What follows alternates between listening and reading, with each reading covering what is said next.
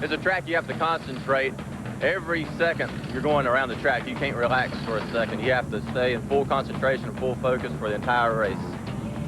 No, it's a pretty awesome place. You got to respect the place. The place is really, really tough. It's sudden. It's going to be great. Check us out.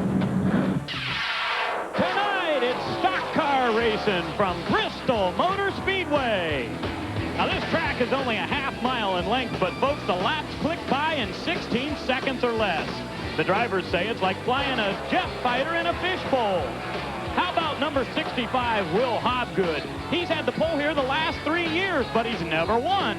Tonight, he starts from outside of row number 1. You're watching the NASCAR Goodies Dash on ESPN2.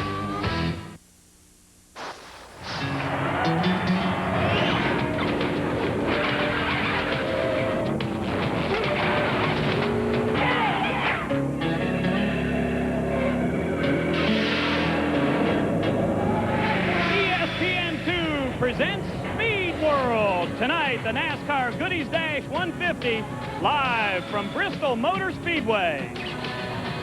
Well, the cars are on the grid and we're ready to go racing. This afternoon, the sun was out. It was very hot. Right now, the temperature is starting to go down. Very high humidity today here at Bristol Motor Speedway. 81 degrees now as we crank the engines here at Bristol. Hello, everyone. I'm Ray Dunlap.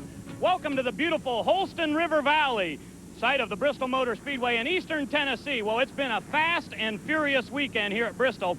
Tonight, the NASCAR Goodies Dash Series, but tomorrow night we'll be bringing you 2 divisions of racing, the NASCAR Craftsman Truck Series and the Slim Jim All-Pro Series. All 3 divisions broke the track record. Right now, we're going to bring in Phil Parsons. Phil is the driver of the Channel Lock Chevrolet and the NASCAR Grand National Division. And Phil, you've raced here at Bristol a lot of times. This track is so fast. Tonight, the Goodies Dash cars, you've driven this division. What's going through the drivers' heads? I'll tell you, they're actually running almost 3 seconds faster, Ray, than when I ran here back in 1979. So right now they're thinking we have to pay attention every second during this race because any lapse of concentration and in the wall you are. Well, let's take a look at the point standings. If we've reached the halfway point of 1997, Mike Swaim Jr. on the heels of 4 wins. First in the points right now, Will Hobgood with 2 wins, Robert Huffman. But look down in 10th, Christian Elder. This year he finished 2nd at Daytona, but tonight he's on the pole here at Bristol. And Phil, we talk about Christian Elder being on the pole, but there's another driver to keep your eye on tonight, and that's Mike Swaim Jr. Well, Ray, it really is. Mike Swaim Jr. is really coming to his own this year. He won 4 races in a row earlier this year. I think he had a 2nd or 2. And I'm telling you, it's like you flipped a light switch. All of a sudden, he's the man to beat week in, week out. And I think, again, tonight, you'll have to watch out for Mike Swaim Jr. Well, Elder is on the pole tonight, but on the outside is Will Hobgood. And Larry Rice is our pit reporter tonight, and he's down at the head of the field. Will Hobgood started on the pole the last 3 years in a row. He failed to win any of those races. Tonight, Christian Elder beat him out for the top spot, but he's going to start outside. Will, do you think that might be a good omen, starting out here instead of on the pole? Yeah, you know, that's what me and my crew really talked about with this. If we didn't get the pole, maybe that would be a good omen and we could win this thing. You know, the car's real good. The Wims Oil Pontiac's running good. Precision Engine Service motor's really kicking in this thing, and Grease Monkey's on board with us, too. This racetrack is so much faster this year. Why? Big tires. These 15-inch tires is the answer. Everywhere we're going, we're breaking track records, and they really, really make the car feel good. Okay, it's a lot faster out here this time, and he's ready to go. Back up to you, Ray. We're ready to go. We're ready to go also, Larry, here at Bristol. We'll be back with the start of the Goodies Dash 150 at Thunder Valley. Come right back.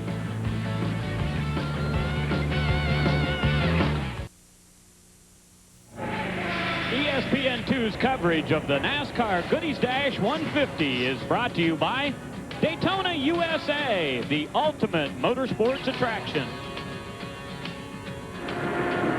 Well, ready to go racing in the Goodies Dash 150 from Bristol Motor Speedway. Phil, the cars are on the track 30 strong, and these drivers are ready to go. Taking a look at the qualifying, Christian Elder on the pole tonight, 1:16.397. Will Hobgood on the outside, 2 wins in 1997. Brian Sockwall, as we mentioned, his first win at Daytona in car number 54, and Mike Swaim with 4 wins in 1997.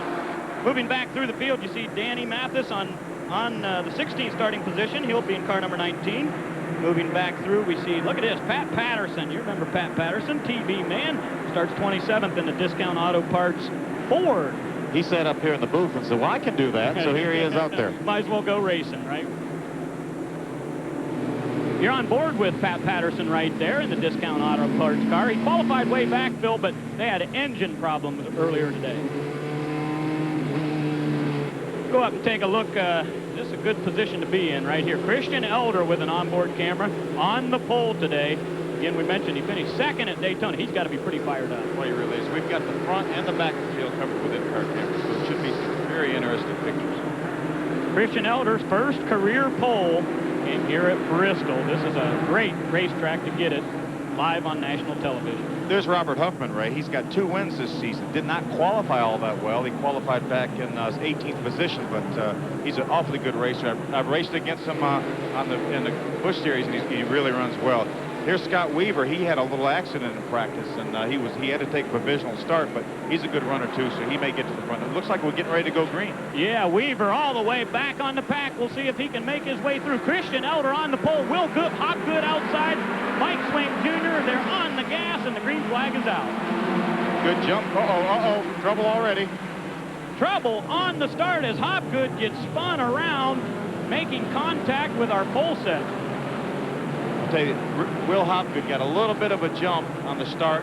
He tried to get down, but he didn't have Christian Elder cleared, and they got together, and around he went. But he got back going. I think he'll be okay. The yellow flag is out, folks, and we have not completed a lap yet. You see the Wynn sponsorship there on the Hopgood car, but we're going to take a look at just exactly what happened. Here we are. Will Hopgood got a little bit of a jump. He's on the outside. He tries to come down a little bit. See, you see Christian Elder was right on the bottom of the racetrack, so he really, Will Hopgood said, well, if I can beat him down in this corner, if I can get to the bottom, then I know I'm going to lead the race.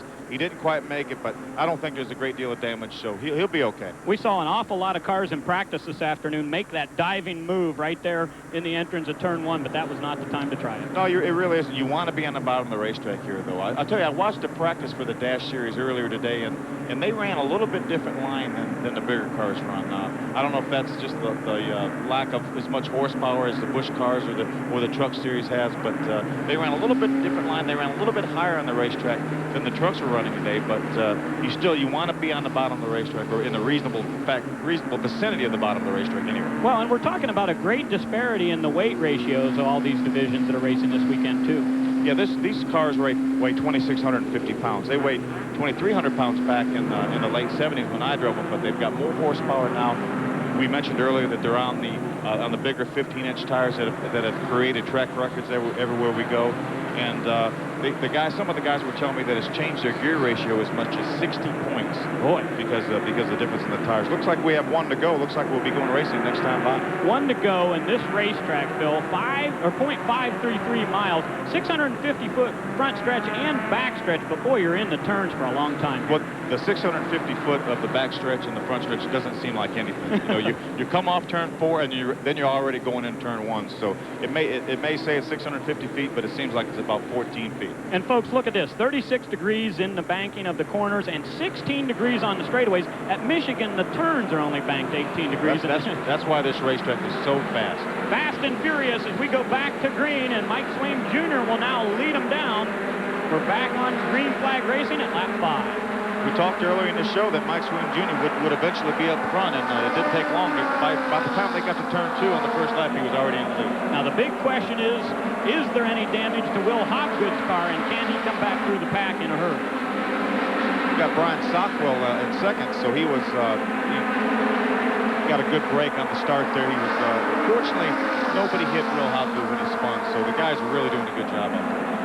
Well, we're back to green flag racing. Mike Swain Jr., folks. If you've been watching Goody's Dash racing this year, you've seen this picture a lot. Swain Jr. racing up front with Sockwell. Here comes Christian Elder, and that's the third car in your screen there, the silver car, number 21. He was your pole setter tonight. We've got a 3-car breakaway. Did you see the line Mike Swain Jr. used coming off the corner? It's just a little bit higher than we see some of the big cars run, but we'll see. The big cars, it almost seems like you have to use every inch of the racetrack. You have to run your left sides across the apron, entering and exiting the corner, but the Dash Series doesn't seem to have to do that. Well, we've got 1 car off the pace there on the front straightaway. believe that was Jimmy Gross in the 26 car. He may have lost the cylinders. Oh, what a tough break for Jimmy Gross, folks. Guess what he did yesterday before he came to the racetrack? Went out and got married. They're gonna leave from here and go to Jamaica, so congratulations to Jimmy, but looks like his night may be ending early tonight. A good battle for second here as Christian Elder now moving around some lap traffic. Again, Elder was the pole setter, but relegated back to third on that restart, and he's trying to make a move on Brian Sockwell. I tell you, it's incredible that we've only run 10 laps, and a few of those are under caution, and they're already lapping cars. That's what kind of a tremendous pace these leaders are setting right now. Well, absolutely, and as we said, folks, at the top of the show, 3 individual track records this weekend for all 3 divisions that we'll be bringing you here on ESPN2 and ESPN throughout the weekend. So a fast and furious racetrack here at Bristol. Moving up right on the back of Sockwell there, and you're right, lap traffic is really becoming a factor as they move around number 20, Davis Meyer. It really is, but they don't seem to have as much trouble with the lap traffic. They can go on the outside. You know, it's hard for the big cars to run the outside because there's not a great deal of rubber down. It's essentially a one-group racetrack for a Busch car, Winston Cup car, truck, but these dash cars can run side by side. And we mentioned Pat Patterson in the 11 car. That was him that just went a lap down in the yellow and orange car. So Pat off the pace a bit tonight. Taking a look from the inside of the Discount Auto Parts Ford Mustang. Now, Phil, an awful lot of the cars out here tonight are Pontiacs. We don't see a lot of Fords. Why is that? Well, I don't know. I think that the package that Pontiac has for the engine, I think, is an extremely good package. I know Jan Smith, who is actually Mike Swain Jr.'s uncle, that builds the engines for Mike Jr.'s car, also builds engines for about 8 other cars. He makes some real good horsepower, so I think the Pontiac engine is a real nice package. The 24 car is off the pace. Mickey York from Asheboro, North Carolina. Oh, what a tough break as Mickey York has headed to the pit road, and we're still under green. I really hate to see that. Mickey and I started racing the Dash division at the same time back in 1978. He's a tremendous competitor, former series champion. I talked to him a little bit earlier today, and he really doesn't have the adequate sponsorship it takes to run this series. He's got some help tonight from Motorsports Design, John McKenzie and his crew, but really tough break for Mickey. He was hoping to do well here so we could carry on to the next race. Boy, the third on the all-time list of winners in this division. 27 times Mickey York has gone to victory lane, but it won't be tonight. Take a look at our field summary. Mike Swain Jr. started 4th, but he's up front right now. And look at David Amick, started 6th and is on his way moving up. And Monk Coolidge in the number 16 car has made an advance of a couple of positions, now up to inside the top 10 anyway. A good move there. A couple of cars already a lap down, so you see 17 cars on the lead lap. That's getting around here in a hurry. That's just an incredible pace. This is a battle for 5th place right here.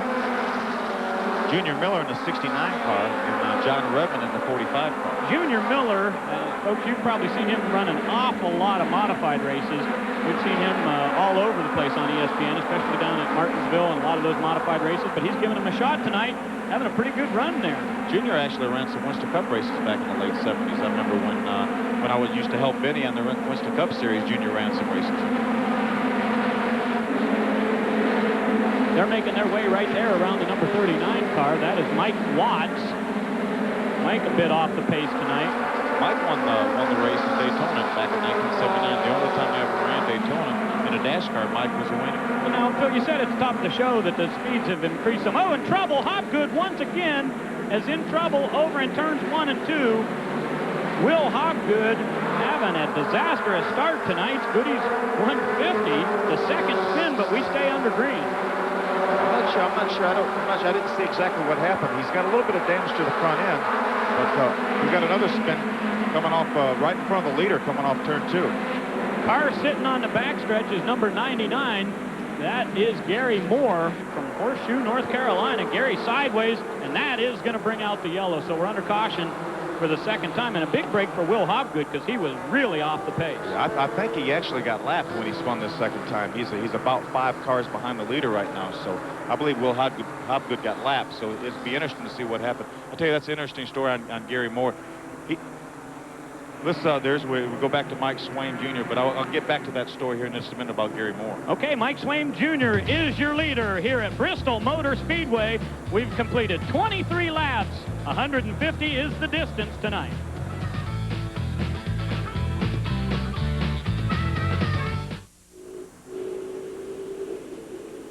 again. Welcome back to Bristol Motor Speedway. It's been exciting already as we're bringing you the NASCAR Goodies Dash 150. Well, tomorrow here on ESPN2, it's the NHL Draft. Find out where the future stars of the NHL will be coming from. The Detroit Red Wings with the national championship. Who will they draft? You can find out tomorrow from Pittsburgh, Pennsylvania at noon Eastern. Less than a lap to go before we go back to green. The field is lining up now, and Phil, we see some of the lap cars going down to the inside. Yeah, this will be a chance for Will Hopgood possibly to get back in the lead lap. So they line up 2 by 2, and there is Will Hopgood. He is 4th in the line. Let's go down to Larry Rice with his crew chief. Where's Dub Radford? Dub, what happened the second time around? Well, Murray got in the corner a little hot and just ran into the back of us. Been a tough night so far.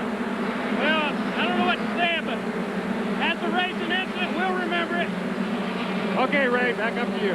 Well, he's talking about Daryl Murray in the number 52 car, and they don't forget, do they, Phil? No, you really don't. But I tell you, things like that can happen in Bristol, though. You have to, you know if somebody does something intentional, and I'm sure it wasn't the case with the Murray car. The 2nd through 10th place cars are bunched up pretty tightly, but the front 2 cars are breaking away right now. Right there is the leader, Mike Swain Jr., and Sockwell is trying to stay with him, but boy, a lot of horsepower tonight from Mike Swain. Taking a look there at 3rd, 4th, and 5th as Christian Elder has dropped back a bit from those front 2 in the lead. He got a bad break on that restart. He got behind the 44 car there and wasn't able to clear him as the front 2 cars had, so that's why he's lost this much distance. So John Redmond held up a little bit there for Christian Elder. And also we see he actually is a bit slower there, and some other lead lap cars being held up a bit. But Will Hopgood is starting to make his way back up through the pack. Here goes David Amick, Amick just finally clearing the lap car. Got 15 cars in the lead lap. Just half the field right now on the lead lap. Amick running in 4th place right now as we just saw him in the 35 car. Here comes Hopgood on the outside of the 44 car trying to get that position.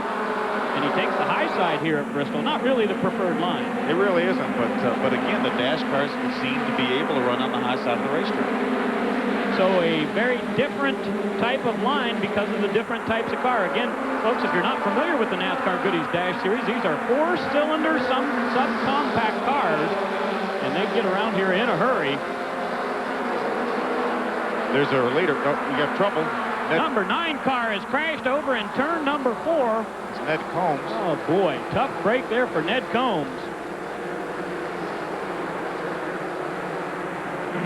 A couple of cars racing back to the stripe here. Both of the cars involved in that incident have gotten rolling once again.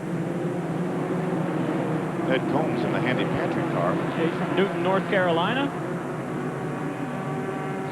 Ned was already a lap down, running back in about 20th position, I believe. Let's take a look here and see if we can see what happened. Looks like Pat Patterson got in the back of the blue and white car there. And Ned had nowhere to go. Boy, that not much you can do there. Monk Coolidge in the 16 car, the Love Chevrolet, the one that was involved in the spin along with Pat Patterson, bringing out the caution. So the 3rd time we've seen the yellow hanky here at lap 35 tonight at Bristol.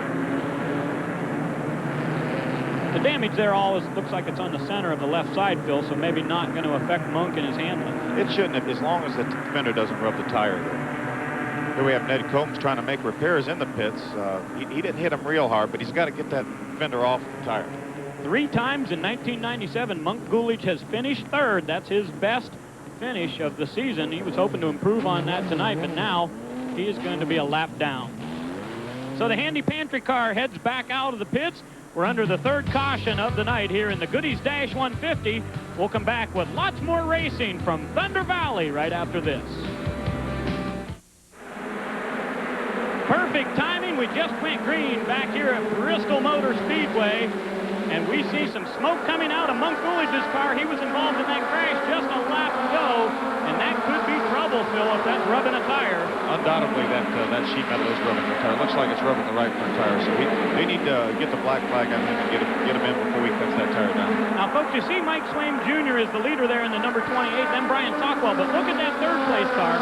That is Will Hopgood, but he's not 3rd place on the racetrack. No, he's not. He's a lap down by virtue of that second spin, so he needs to get by Brian Sockwell and get by Mike Swaim Jr., then try to catch a caution, get back in the lead lap. That would be a big break for Hobgood. Right behind him, Christian Elder. So a good battle here. And Hobgood looked like he was going to take a look on the inside of Sockwell, but he thought better of it. He has a real good car. Mike Swaim Jr. did an excellent job on the restart. Will Hobgood actually started on the front row on the inside line a lap down, but Mike Swaim Jr. got a great start. He and Sockwell both got by Will Hobgood before the circuit. And those guys are battling back there, and that's letting Mike Swaim Jr. get away a little bit. You're on board right here with Christian Elder in car number 21. He's got a good sight on the second place car, and Hobgood makes the move, and Elder's going to follow him right through. Good move. Great move by Will Hobgood. He saw a little opening. He stuck his nose there, and he didn't allow Sockwell to come back down. So Will Hobgood has an awfully good race car. If he get back in the lead lap, then he can make a race of this. Absolutely, and it's a long way to the finish. We're just about to get to 1/3 way through this race tonight. We're at lap 43. 150 laps makes up the distance tonight here at the high banks of Bristol Motor Speedway. Glad you're joining us here on ESPN2. I'm Ray Dunlap along with Phil Parsons, Larry Rice down in the pits, and we've got a good race going on up at the front. Okay, the traffic is really difficult here for these leaders. You saw Mike Swaim, he had a little bit of trouble getting by the 55 car, and then Will Hobgood had a little trouble getting by the 55 car. But about a corner ahead of these cars is about 12 cars all running within the same straightaway. So we got trouble. Trouble over in turn number 1 as the wheel has come off of the leader. Believe it or not, Mike Swaim Jr. has lost a tire, and he is going to have a great deal of damage on car number 28. Well, that's incredible right there. I would think that probably there is a broken hub, broken wheel bearing, something like that, because these tires just don't come off. Yeah, the wheel is off the race car of the right front of Mike Swaim Jr., so the 4th caution of the day is out here, and dragging that around like that, Phil, is going to cause a great deal of damage. Well, it really is. It'll probably drag off the sway bar, and unfortunately, it's probably going to take Mike Swaim Jr. out of contention. You know, I was talking to Mickey York earlier today. He said with these bigger tires, these faster speeds, he was really concerned about the front hubs and the bearings. Here we have Mike Swaim Jr. in the pits. Larry's down there in Mike Swaim Jr.'s pits.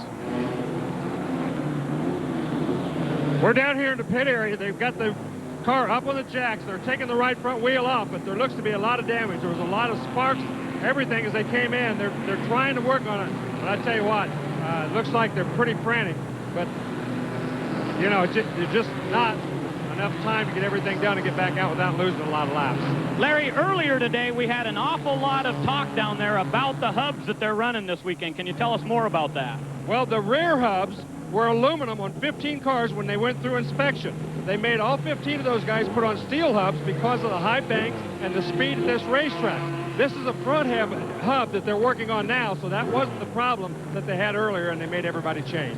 But again, Phil, we're talking about a great deal of G-force exerted on that right front. Well, you really are. And see, these are the wheels are specially designed. They have 4 lugs, 4 lug nuts, 4 studs, and they're very small. They're the old Pinto style, to a large extent, the old Pinto style, you know, front spindle and hubs. So they're very small for a kind of racetrack like Bristol. Take a look at the replay right here. Going into turn number 1, we see Swaim's car start to move up towards the wall. Yeah, he obviously, you see the left front tire turn, so, and then the wheel comes out. He actually, I don't even think he ever hit the wall, at least initially, but the wheel came out from under the car. And just that slight amount of contact, if he did touch the wall, pulled that wheel out from underneath the car. So a tough break for Mike Swaim Jr. And here comes the leader. Christian Elder resumed the lead, and he is in the pit area right now, along with David Amick and a host of other cars. Undoubtedly, they need to top off their fuel tanks to make sure they can get to the finish. We've gone now almost 50 laps, so I think they feel like they can at least run 100 laps on fuel, so they want to go ahead and get it done now so they don't lose all the track position if they do it later. So Elder comes in for fuel only, no tires on that pit stop, and he'll get back out onto the racetrack. Well, 2-time defending Senior PGA Player of the Year Jim Colbert is the defending champion and the winner of last year's golf match in the U.S. Seniors Open. Will it be Dave Stockton this year? Well, you can find out tomorrow at 5:30 p.m. Eastern on ESPN. Brian Sockwell stayed on the racetrack, so it's going to be interesting to see the strategy how it plays out, because he stayed on the racetrack. Christian Elder came to the pits, topped his fuel off. We think he can go all the way. So fuel mileage may become a factor here as the field is now lining up 2 by 2. We're ready to go back to racing. The green flag will come out on lap 51 as the field bunches up, and what a break for Will Hobgood. Mike Swain Jr. is back on the racetrack, so it obviously wasn't a hub, Ray. I don't know if maybe he just broke a wheel. Unbelievable. So Swain back in it here, and Sockwell will be your leader. He makes a great jump, gets to the inside, and comes down the front straightaway. The number 93 car is running in second right now, and that's Ernie Yarborough. What a great run for the youngster. Ernie started way back in 15th position, so he's just been steady, moved his way right to the front. And yes, folks, he is related to Cale Yarborough. He's a nephew, I believe. Good run for the number 93 car there. Running in third place right now is the number 45 of John Redmond. So Redmond has moved up through the field. A lot of dicing and slicing going on here. That number 44 car, again, is a lap down, holding him back a bit from those leaders. Will Hobgood now is all the way up to 11th position, back in the lead lap. What a great break for Will Hobgood, and what a great break for Mike Swain Jr., who is back in this race unbelievably. A little bit of smoke coming off the race car there, and he is on his way. Let's go down to Larry Rice, who has an update on the situation with Mike Swain. You're looking at the center out of the wheel. What happened was the center broke right out of the right front wheel. They came in, took it off. This was all that was left on the hub. They put a new wheel on it. Everything seems to be okay. Unbelievable. Yellow flag is out. Caution on the racetrack. We don't see any cars spun anywhere on the racetrack.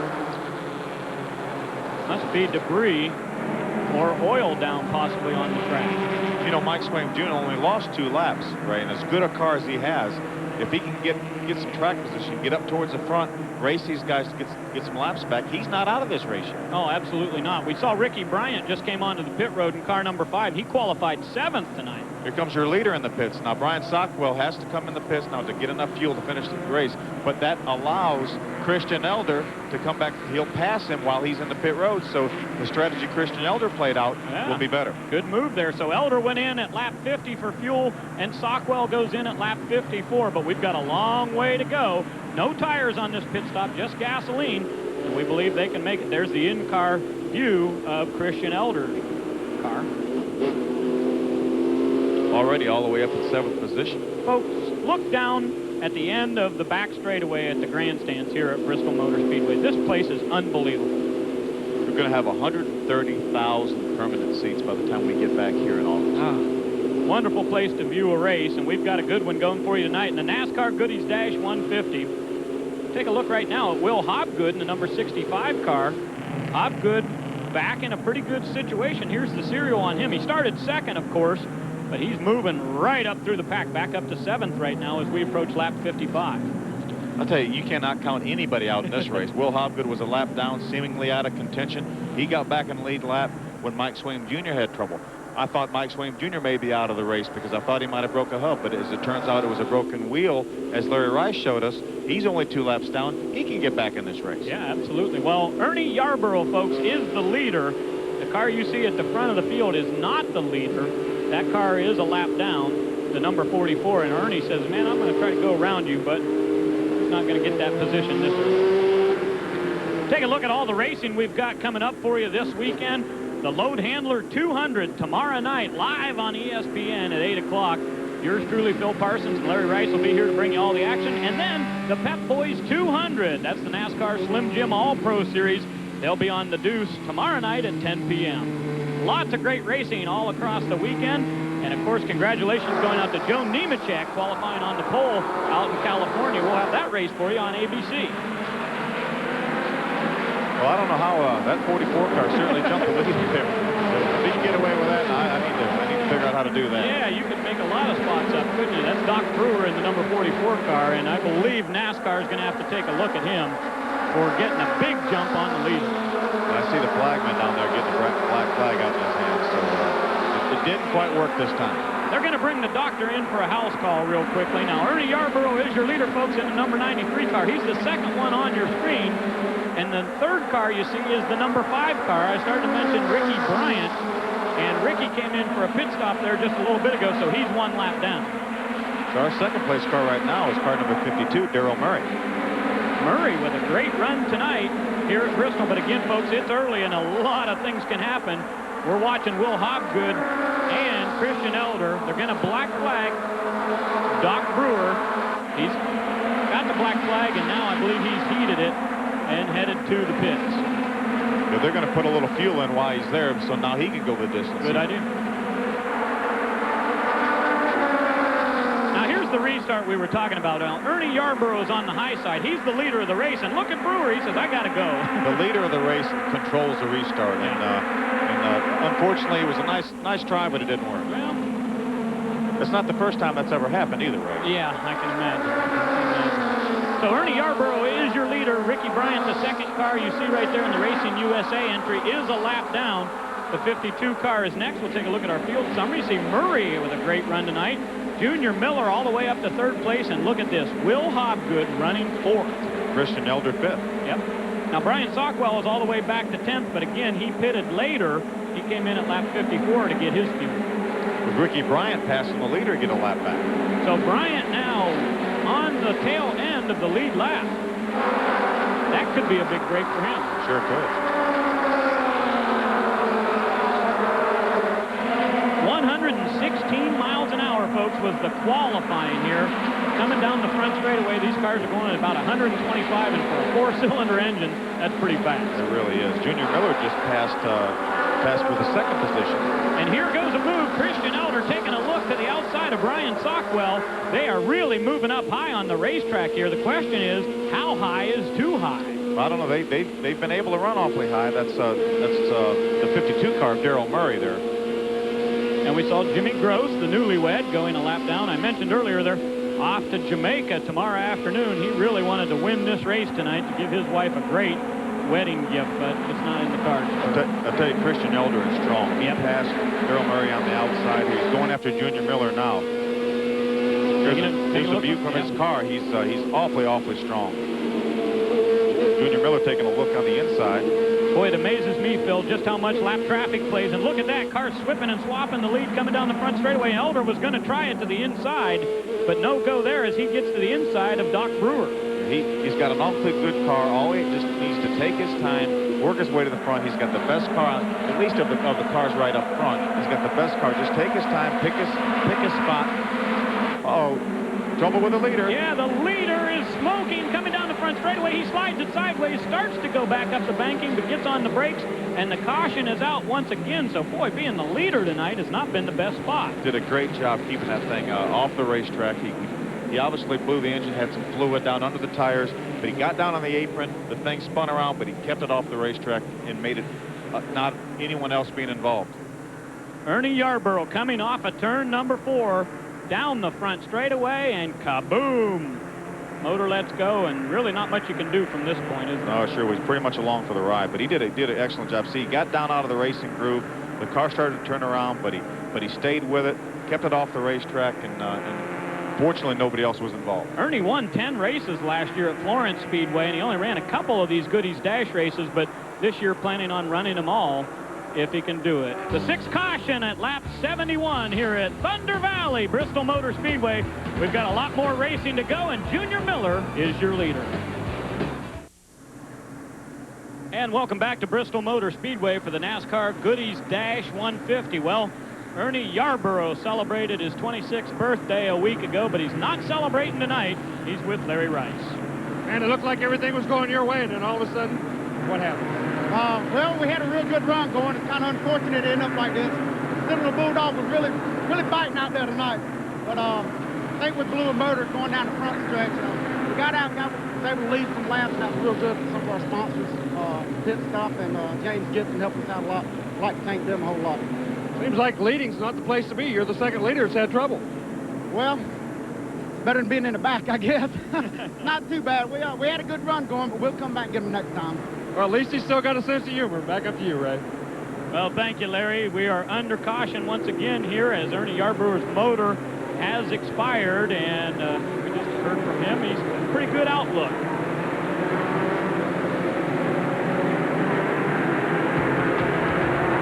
Well, ESPN will be bringing you you the NASCAR Slim Jim All-Pro Series. Tomorrow night, it's the Pep Boys 200. Jeff Foltz has just a narrow 2-point lead over Mike Harmon. And folks, there have been 7 different winners in 1997. Will it be the 8th tomorrow? We'll tune in and find out right here on The Deuce. Lights are out on the pace car, ready to go back to racing. You're on board with Pat Patterson in the Discount Auto Parts car. He's a lap down to the inside. And your leader right now will be car number 69, Junior Miller. Christian Elder right there behind him. Christian Elder has the fastest car in the race that appears right now. Need to give a call to Robert Ham. He's running 3rd right now. Haven't mentioned much about Robert tonight, but he's having a good, strong run.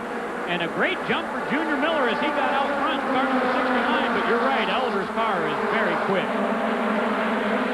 We know that Elder has already made his pit stop, so he shouldn't have to stop anymore for fuel. We're over halfway now, but Junior Miller, I think, probably will have to stop for fuel. I believe you're right. Take a look at the race recap right now. Miller is your leader. He led 7 laps of 77 so far. There have been 5 lead changes, 6 cautions. That's quite a bit so far. So we're hoping that'll be the last one of the night. We can go green flag racing the rest of the way. Christian Elder making a charge off of turn number 2. He's strong down the back straightaway, but I don't think he wants to run that high side. I don't think he wants to enter the corner that high. He's working Junior over pretty well now. He's got to run on the inside here. Elder to the inside into number 21, and he will take over the lead from Junior Miller. So you're right, Christian's car is very, very well hooked up tonight. Now we have to see if anybody can keep up with him. Yeah, that is a big question. Now, the 3rd car in line there, folks, is the number 45 car of John Redmond.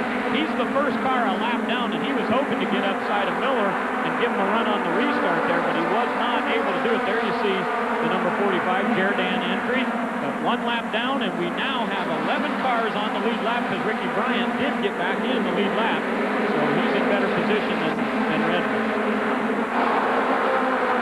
I've been watching Mike Swain Jr.'s car. He doesn't seem to be near as strong as he was earlier. So when that tire came off, they had to have done some damage to his car. Maybe it tore the brake line or something like that. So. Look at the serial here on Christian Elder. At lap 50, he was 7th, then moved all the way up to the lead at lap 80, and he is very strong as he moves up now on some lap cars that are running 2x2. He will have to back out of the throttle just a little bit as he comes down the front straightaway, and he's about to catch Gary Moore in the Prime Star car there and put him another lap down. Gary Moore in the 99 car has a crew member that lives in Homestead, Florida, and drives to each dash race to help Gary Moore. Wow, that's putting on some miles.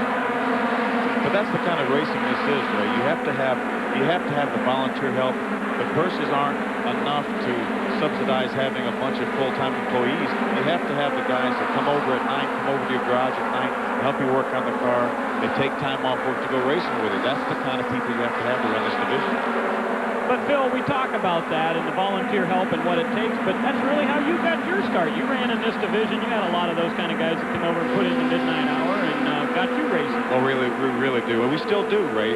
Even though we're up in the Busch Series now, we have 5 full-time employees, really excellent people. We've got some guys that seems like they come over about every night. They come on the weekends for nothing, and we could not do it without them. Well, folks, Phil Parsons was the Rookie of the Year in this Goodies Dash division back in 1978, and most popular driver in 1979, 4 times to victory lane. Looking at the battle for 5th on the racetrack right now, and Hobgood is making a run on the number 72. Can he get it done on the outside? Charles Powell III goes to the inside, and Hobgood's going to make it work down the front straightaway. Junior Miller has gone to the pits, Phil. The number 69 car is off the racetrack. Yeah, we knew he had to stop for fuel, but he's got some other sort of problem. He's, they jacked the thing up, they went underneath it. Christian Elder off the pace, and he's going down the back straightaway, so he was not entering the pits. Our leader once again in trouble, and evidently Christian Elder may have had something break in that number 21 car. Unbelievable. It sure looks like he's going way too slow for this to be a normal pit stop, obviously. I think he had made all the pit stops he needed to make, so he has had some sort of a major problem. Again, bad luck has befallen the leader. Boy, tough break for Elder. Boy, he's had a seesaw season in 1997, I'll tell you that. He came to Daytona, finished 2nd, then goes to the 2nd race at Homestead and finishes 20th. His worst race of the year was at Myrtle Beach, 26th place, so he's been up and down, and tonight again it's down. We saw somebody jump in the car just before the camera went away, so he may have an ignition problem. The car may have just shut off. Somebody may have been jumping in the car to plug in a different ignition. Well, being the leader tonight here in the Goodies Dash 150 has not been that great. Now the leader is the number 58 car. Jacob. Yeah, Jacob Good. Look at it, Christian Elder, very unhappy, and a tough break for this youngster who had such a good run going tonight. Now we're showing Brian Sockwell back in the lead. Well, let's get on to Larry Rice right now, who's standing by at the 21 pit. Larry, I'm sure Christian Elder not too happy. Christian, the leader, Jake bit you. What happened? I can't hear you, but something happened in the carburetor. I'm not quite sure what it is yet. We're going to try to get back out there. Okay, something in the carburetor. I tell you what, being in the lead is just not the place to be tonight. Well, folks, you keep hearing the drivers down there saying they can't hear Larry. Let me tell you something. It is so loud down in the pits here at Thunder Valley. Oh, trouble over in turn number 1. 2 cars collide hard. And one driver took a major shot there, Phil. I believe that's Doc Brewer in the 44 car on the left side of your screen. He's the car that came in later.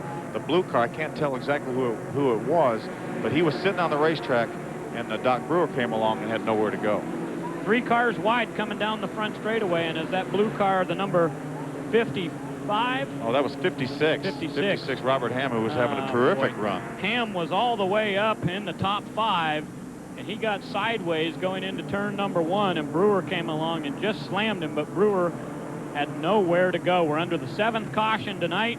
As we approach lap 100, we'll be 2/3 of the way through this race by the time this caution is over. We've got Brian Sockwell leading now. I'm not sure if I was him, I'd want to be leading right now. Maybe you let somebody go by and wait for the last couple of laps, huh? We got the tail end of this crash right now. I'll show you on a replay. A couple of cars already sideways.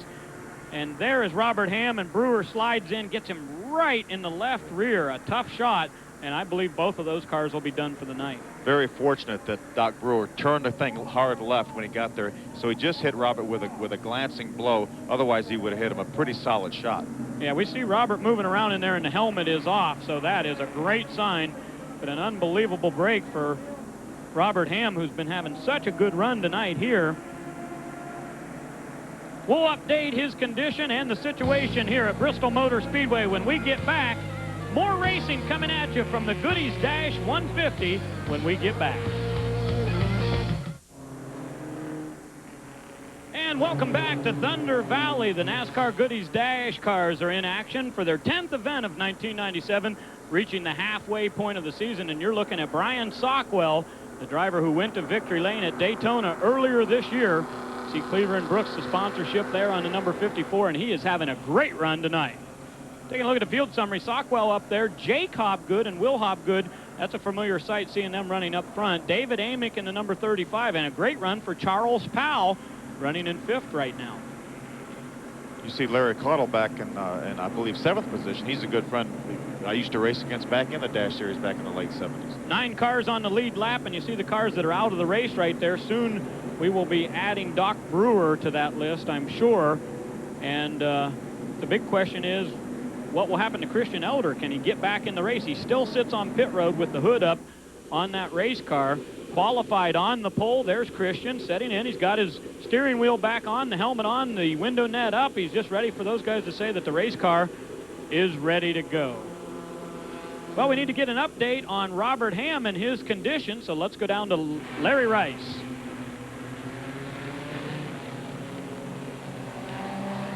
Well, Larry, evidently having a problem with his communication system there, so we'll get back to him and an update on Robert Ham. They are loading the race cars onto a rollback, and Phil, that's never a good sign. No, it sure is, and that was a pretty hard hit there, but you know, hopefully it was enough of a glancing blow that both drivers are okay.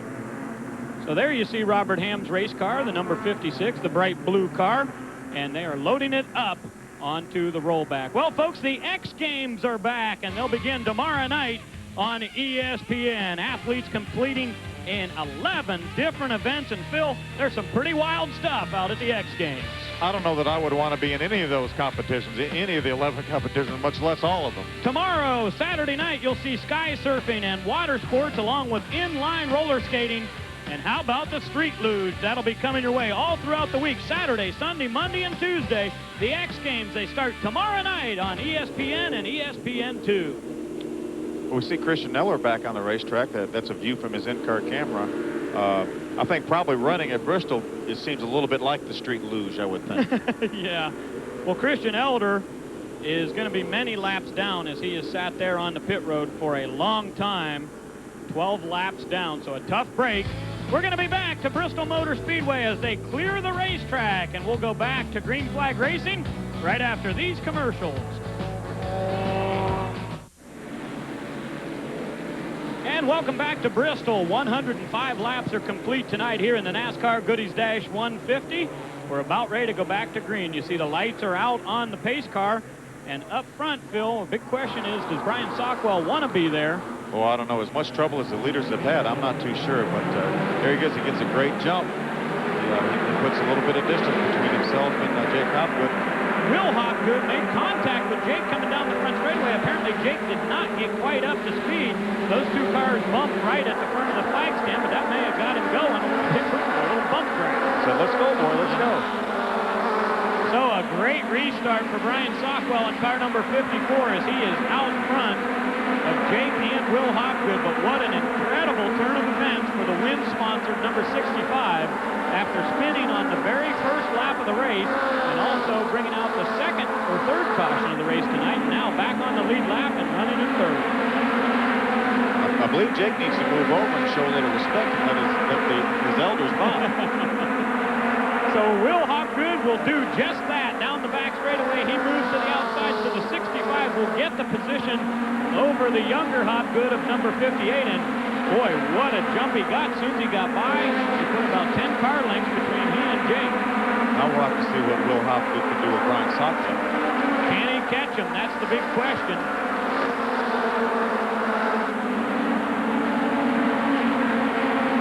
Will Hopgood started second, was all the way back to 11th, and has moved up to second place. What a great run for the driver who has 2 victories in 1997 already. Can he do it tonight? Catch Sockwell and make the pass after being a lap down. Maybe Will Hopgood has already had all the trouble he needs to have, so he may be exempt from the leader jinx. Well, we talked about him at the top of the show, too, after having 3 consecutive poles here and not winning. Maybe starting on the outside is a good place. Oh, in trouble with Sockwell as he gets sideways and goes high in turn number 4. The car just jumped right out from underneath him, and here comes Hopgood. I'm not sure what happened to Brian Sockwell, unless the car just got a little bit loose as he got in the corner. He was running some very fast times, but he is in danger of losing the lead here. An unbelievable turn of events as Will Hopgood will take the lead down the front straightaway. From the spin on the start, going a lap down, getting his lap back, and now to the lead. It just looks like Brian Sockwell's car is extremely loose right now. He got loose getting in the corner. He almost lost the car. I think now he's just going to back up. Let's take a look at that again, how Brian Sockwell got sideways. Here he's getting in the corner. The car gets a little bit loose. It wiggles. Now he's just chasing the car up the racetrack just to make sure that he has it under control. So I think he just got a little bit loose getting in the corner, right? It almost looked like the brakes were on the right rear there. It looked like they were putting a little rubber down, so something crazy happened. But Sockwell now drops back, and he is being hounded now by Jake Hopgood in the 58 car. So can Sockwell stay up in the top 3 is the big question. Will Hopgood started second and moved all the way back to the lead. Well, Larry Rice has finally caught up with the drivers who were in that big crash. Larry, what's the update? Well, Robert Ham, are you okay, first of all? Oh, yeah, I'm fine. Just like to tell my wife back home I'm okay, and everybody back in Ormond Beach, Florida. Sorry, racing Pontiac. The tires started going right there at the end. I was just trying to hang on. I got a little tap from the rear and got around backwards. I was kind of blocking the track. Old Doc came in there and kind of collected me up. It was It's all in racing, you know. I was just trying to get on the John Boy and Billy show. Okay, we're glad you're okay. Doc, what happened from your perspective? Well, we was just trying to get our lap back, and we were coming out of two, and two cars got together, came off the wall, and there's just nowhere to go. You're okay, though? Oh, yeah, I'm fine. Ready to get them next week. Okay, they're ready to go racing. Back up to you, Ray. Well, thanks, Larry. On a mission tonight is the number 65 of Will Hopgood, the Wynn-sponsored race car, and he is from Winnsboro, South Carolina. A little coincidence there, but he's got a race car tonight that's got to be feeling pretty good to drive. Okay, Brian Sockwell is hanging right in there. He's about 8-10 car lengths back, but he's put a lot of distance between himself and Jake Hopgood. Yeah, Jake has fallen back quite a bit there. You're right. So the leader, Will Hopgood. The question is, will the Jinx stay away from the number 65 car? Christian Elder dropped out of the lead tonight. Ernie Yarborough was out front before his engine went south. And we have just over 30 laps to go. So Will Hopgood is your leader in the Wynn-sponsored number 65. We'll be back with more NASCAR Goodies Dash Racing from Thunder Valley at Bristol. Welcome back to Bristol Motor Speedway. Ray Dunlap, Phil Parsons, and Larry Rice bringing you the NASCAR Goodies Dash 150. Will Hopgood is on a tear tonight, folks. When we went to break, there were 7 cars on the lead lap, but trouble is striking all over this racetrack as a couple of cars have headed to the pits now and dropped out of the lead lap, including David Amick and the younger Hopgood, Jake. Now, while we were in break, you see here, Jake Hopgood coming to the pit area. He was very slow. David Amick now sits on pit road in car number 35. They're attending to the right rear. Now, Jake Hopgood is back out on the racetrack, and there you see live, he's heading back to the pits. So, not a great run for the Grease Monkey team tonight. Mike Swaim Jr. also made an unscheduled pit stop while we were away at break. Well, it may be the last car standing tonight here at Bristol, going 150 laps. We're about to reach 130, so 20 to go. Christian Elder back out there running very well in the 21 car, but unfortunately, he spent a good deal of time off the racetrack. 13 laps down, he's being shown in 19th place. 3 cars in the lead lap, Ray, with a little less than 20 laps to go. Unbelievable. So the 72 car of Charles Powell having a great run tonight. His best run of the year, as a matter of fact. He had a couple of 5th place finishes so far in 1997. His best run at Homestead, which is a tough racetrack, but he may better that tonight if he can stay up there in the top 5. Just an incredible pace right now, Will Hopgood setting, because he's got Charles Powell in his sights. Where we have trouble with Rob Huffman. Oh, boy. Huffman has had a very, very bad night tonight, and he did not need that at this point. He's currently shown 4 laps down, but a major problem for the White House Apple team there, number 37, and he is going to have to go to the pits.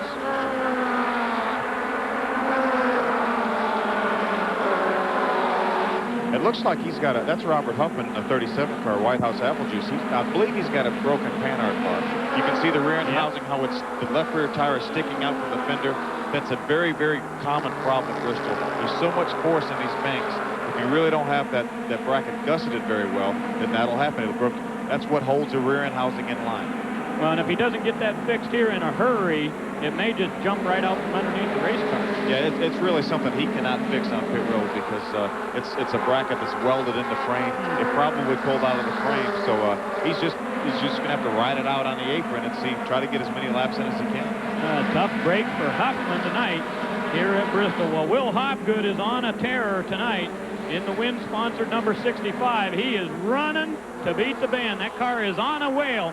We will be back to bring you the finish of tonight's NASCAR's Goodies Dash 150 from Bristol Motor Speedway after these messages.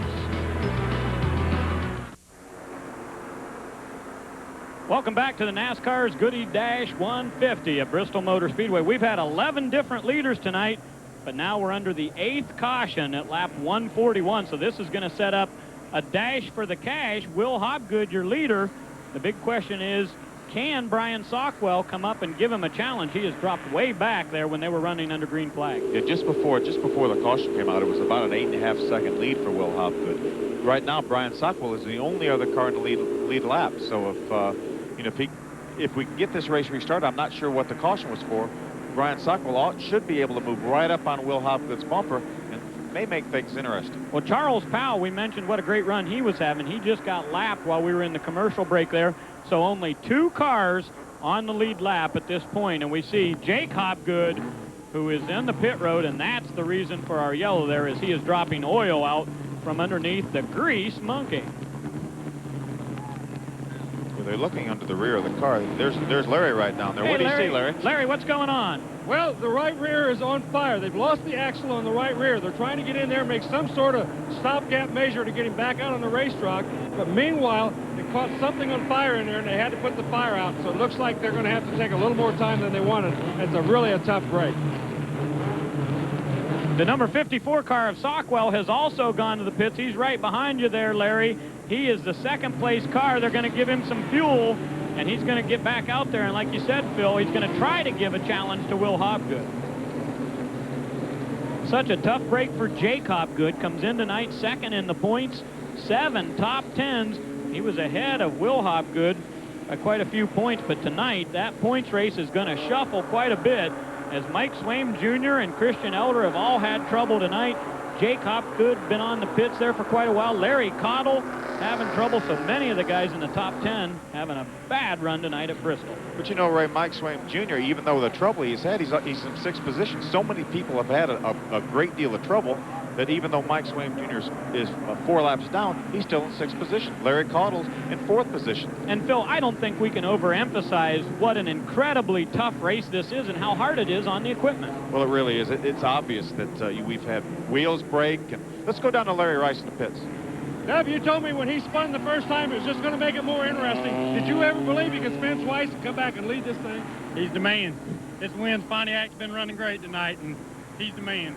We'll make it these last few laps, I hope, provided nothing else happens. We don't get treated as a pinball again, and we'll be all right. What were you trying to do to Jake's car up there, stuffing rags in there and stuff? Well, the right rear axle came out. We had a problem. NASCAR wanted us to fix it, so we brought it down pit road to fix it for him. And so that's what we had to do for him. What was on fire?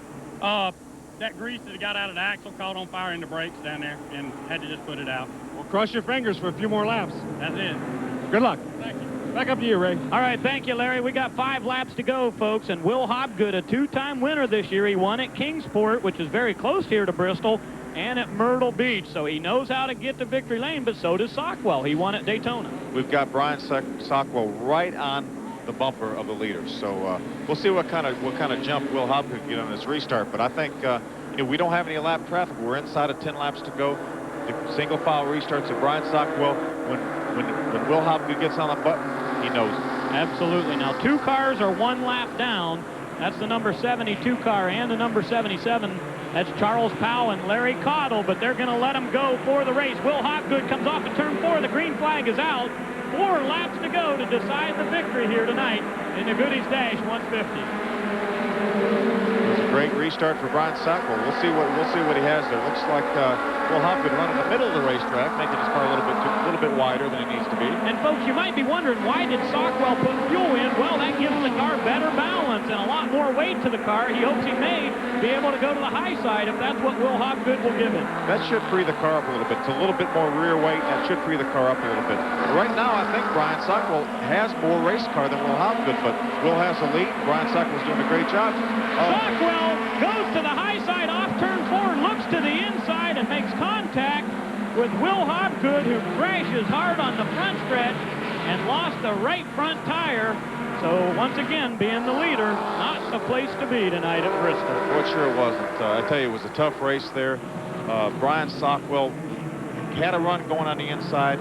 Will Hopgood knew that the only way he could beat him was to not let him by. And looks like he started to come down the racetrack. I'm sure we'll see that on a replay. Started to come down the racetrack, and Brian Sockwell just held his line. Let's look at it right here. Here we go, coming off of turn 4. Here's Brian Sockwell in the 54 car. He may have gotten the back of Will Hopgood there, but anyway, he's on the inside. He had his right front tire up beside of Will Hopgood's left rear tire. They made contact, and around they go. Let's look at it from another angle. As they came out of turn number 3, Phil, Sockwell looked to the high side, but that time he was going to go to the inside, and there definitely was contact. Yeah, sure was. It's one of those racing incidents. We had a couple laps to go, and the guys were going for it. Well, that's what this is all about, going for the win. Will Hobgood on the front. This is yet another angle of it. You see Brian Sockwell pull right up behind him. It looks like Will Hobgood almost got a little bit loose. I can't tell if Brian Sockwell may have got into him a little bit to help him get loose, but once he did that, he had his nose up on the inside, and around he went. Let's go down to Larry Rice. Yeah. Dub, what did Will say to you? What happened out there? It's kind of obvious. We got run into the back of another pinball incident. Just file all them and go on down the road. Man, you did everything right except with 4 laps to go. It's always the way it's been. This is kind of like our Dale Earnhardt with Daytona deal. We come here hoping and always running good and never seem to pull it off. I don't know. It's just not our night. But he's okay, though, right? Yeah, he's fine. This Wins Oil Pontiac, man, these guys from Wins, they treat us right. I want to thank them. Appreciate it. Maybe next year. Back up to you, Ray. Well, Larry, we saw Will Hobgood walking to the ambulance, so that is the best sign tonight. Now, here's what happened once again. Hobgood goes just a little bit up the racetrack, Sockwell to the inside. Just one of those racing deals. Brian Sockwell was doing all he could do to try to win the race. Will Hobgood was doing what he had to do to try to win the race. They made contact, and around, unfortunately, Will Hobgood took the worst of it. He did an excellent job to recover from all the trouble he had. Looked like he was going to win the race, but that caution came out, ironically, I think, because of his son's problem with grease on the racetrack. But nevertheless, it was a racing incident, and unfortunately, here we go with Brian Sockwell with the only car on the lead lap. Now, the lights are out on the pace car, folks. You may see that we've run 152 laps at this race, but it's not over because this race has to end under a green-white checker finish, but there's only one car on the lead lap, so that kind of takes the mystery out of it tonight. Well, he could get turned around. We've seen that happen before, so anything could happen. I guess they do a green-white checker, so anything could happen. But Brian Sockwell's car is awfully strong right now. He should be able to get a good jump and get out front and not allow anyone to get to his back mark. Charles Powell III from Goose Creek, South Carolina, is in the number 72 car. He is right behind Brian Sockwell, 1 lap down. And here we go, the dash for the cash. Here comes Sockwell down the front straightaway, and what a great jump. He got an excellent jump. We got a half a lap to go. Well, I guess they'll give him a white flag next time. Right. That was the green. Next time by the white. 1 lap to go from here for the checkers for Brian Sockwell. Coming down the front straightaway in car number 54. Can he take the second win of 1997? If the car stays together, it should be his. Half a lap to go. I believe he's going to make it this time. So being the leader in these last couple of laps wasn't so bad. From Brown Summit, North Carolina, Brian Sockwell is your winner tonight here at Thunder Valley. Excellent run in second position for Charles Powell III, Larry Caudle in third. Just terrific runs. Interesting story on Sockwell. He broke 3 bones in his right hand after the Daytona race, and down at Homestead, he drove that race in a cast. So this guy certainly knows about pain in the race car, but he's feeling no pain tonight as he will go to victory lane, taking the checkers tonight in this 150-lap race.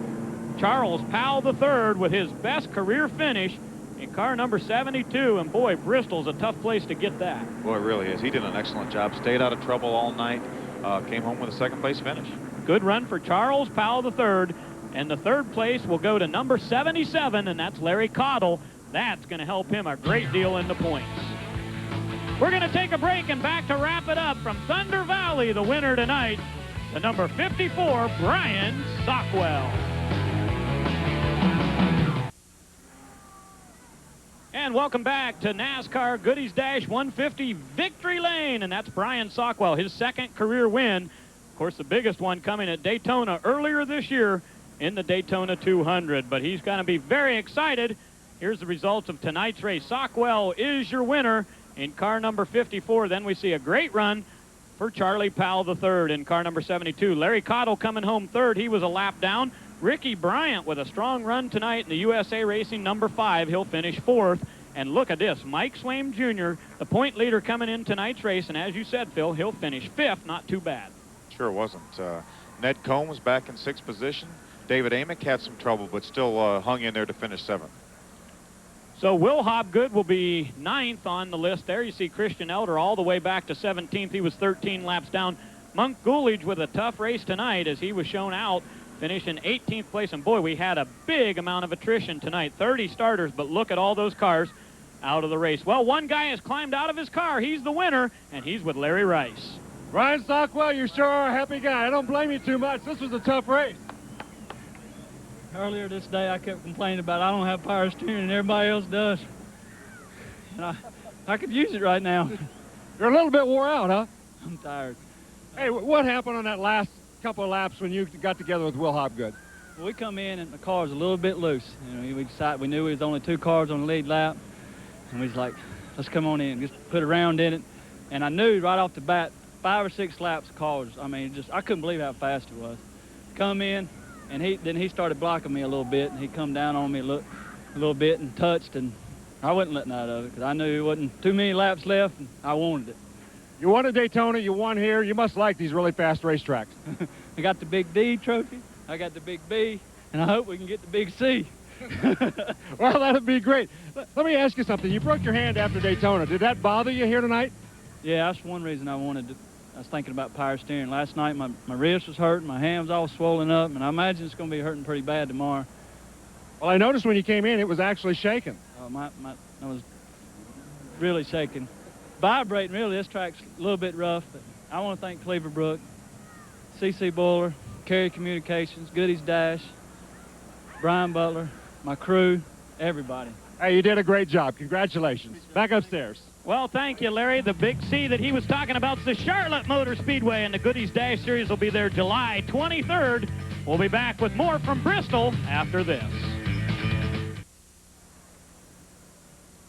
There's a full moon shining over Bristol Motor Speedway as we just completed the NASCAR Goodies Dash 150. Welcome back, folks. Ray Dunlap along with Phil Parsons and Larry Rice. And boy, we saw a great one tonight. You'll see a great one Sunday afternoon on ABC, 2 o'clock Eastern.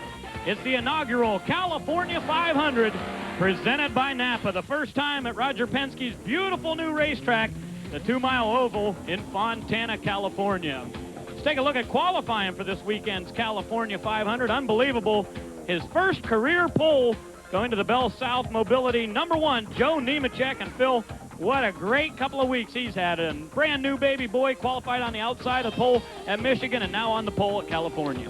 I'll tell you, they've really qualified well. He had an outside pole at Martinsville earlier this year, too. Wally Dallenbach will be in 4th, and we're looking forward to a great race Sunday afternoon on the sister station at ABC. Well, here's the crash that set up that green-white checkered at the finish. Brian Sockwell came right up out of turn number 4 and just slight contact with the leader, Will Hobgood, in the wins number 65, and his contact to the front wall crashed him out. They broke the right front off, and I'm sure he's not that happy, but he's standing by with our pit man, Larry Rice.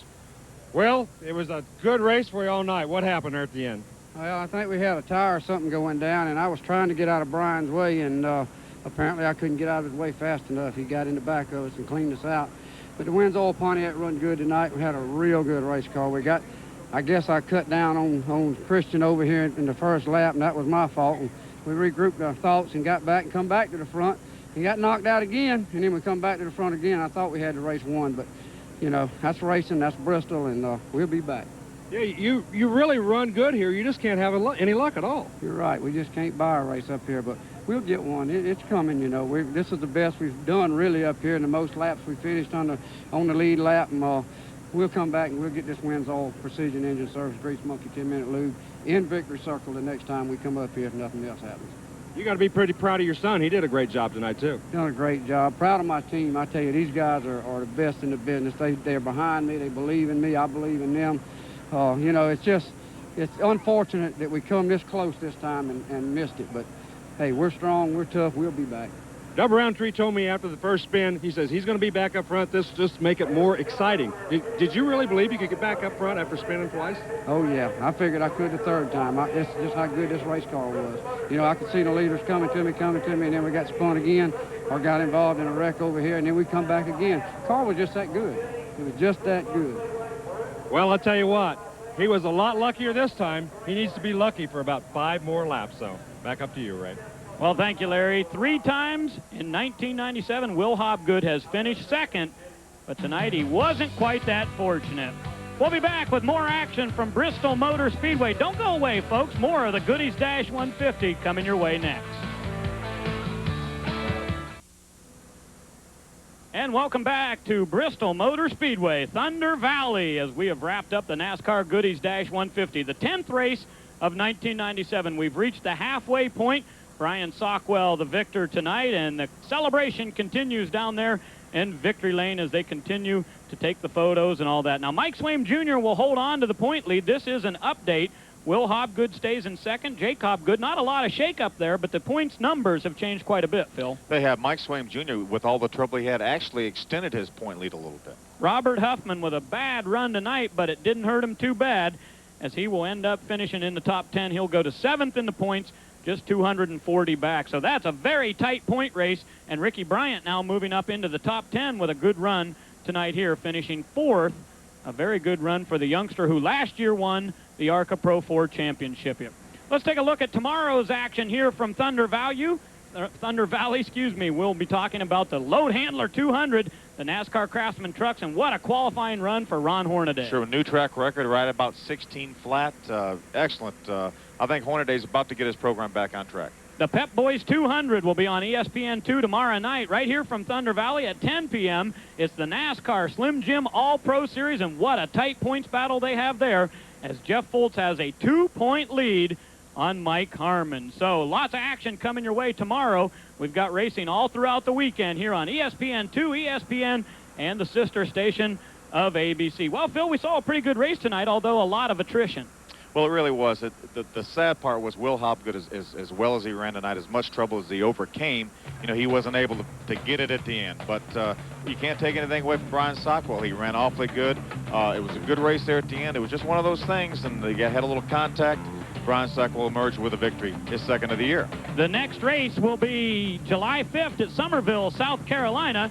And coming up next, 1995 Thrills and Spills right here on ESPN2. Well, we hope you've enjoyed the action tonight from Thunder Valley. Lots more racing coming your way tomorrow. Stay tuned to ESPN and ESPN2. For Phil Parsons and Larry Rice, I'm Ray Dunlap. Thanks for joining us here at Bristol Motor Speedway.